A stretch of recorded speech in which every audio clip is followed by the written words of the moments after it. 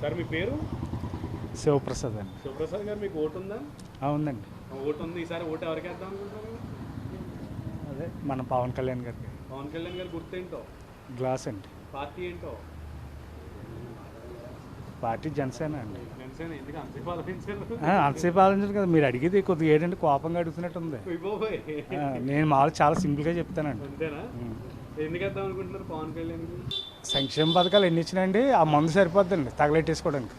బాగా డిసప్పాయింట్ అయినట్టున్నారు మందు విషయంలో. మరి కదండి, ఒకసారి వెళ్తే క్లాసిక్ బ్లూ దొరుకుతుందండి, ఒకసారి వెళ్తేనేమో రాయల్ ప్యాలెస్ అండి. ఒక బ్రాండ్ ఉండలేదు సార్. చాలా ఇబ్బంది పడుతున్నారు. మగవాళ్ళ సమస్య అయిపోయిందంటారా? అది ఆడవాళ్ళకి కూడా సమస్య అండి. అంటే తాగే అంటే బ్రాండ్లు మారినప్పుడు ఇంటికి వెళ్ళాడు కొడేస్తాం కదండి. అంతే. అందుకని అన్నం కూడా వెళ్తలేదు సార్. ఆ బ్రాండ్ గురించి వచ్చేస్తుందండి గొడవలు అన్నీ కూడా. దాంతోపాటు జనాలు కూడా మరి చచ్చిపోవడాలనేదేమో అది మందు తాగేసి లివర్ పాడైపోవడం, అది ఏమో పబ్లిక్ చేయలేదండి. తాగితే 6 నెలలు కంటిన్యూ అండి, 6 నెలలు మానేస్తాను. ఈ ప్రభుత్వం వచ్చాక 6 నెలలు కంటిన్యూ చేశారా మానేశారా? అంటే ఇది మన గుడి తలుపులాగా అండి, 11 గంటలు తీస్తున్నారు సార్. గుడి తలుపుల్లా తీస్తున్నారు. గుడి తలుపులా తీస్తున్నారండి. మూయడం కూడా గుడి తలుపుల్లా మూసేస్తున్నారండి. అందుకని ఇబ్బంది పడుతున్నారు బాగానండి. అంటే అసలు యాక్చువల్గా అది ఎవడ పెట్టమన్నాడండి, తీసేస్తానన్నాడు. మద్యపాన నిషేధం అవలేదుగా. అవుతుందండి, అసలు అయ్యి చేసాడు. మీ దాంట్లో ఉంటుంది కదా, మీరు నన్ను క్వశ్చన్ వేయడం కాదు, ఉన్నది అసలు ఆడు చేసాడా, మద్యపాన నిషేధం చేసాడా అని నేను అడుగుతానండి. చేయలేదు కదండి.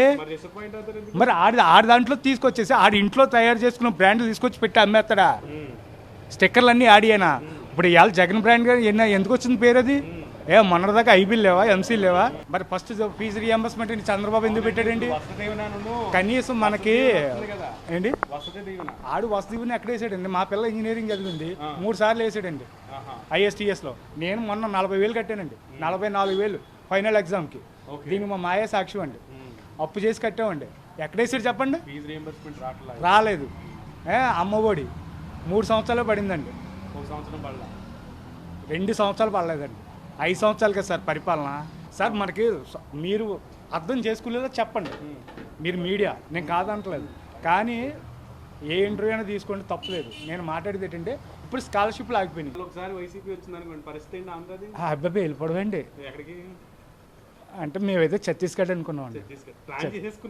ఛత్తీస్గఢ్ కానీ బీహార్ కానీ, అంటే అక్కడైతే కొద్దిగా మనుషులు కూడా కొద్దిగా ఇస్తున్నారండి.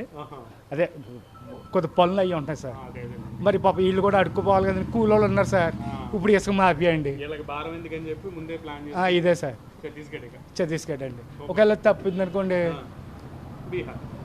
మన తెలంగాణ వెళ్ళిపోతే ఏదో అపార్ట్మెంట్కి నేనేమో సెక్యూరిటీ గార్డ్గా, మా ఆవిడమ్మో అండి ఇంట్లో పనులకి అట్లకి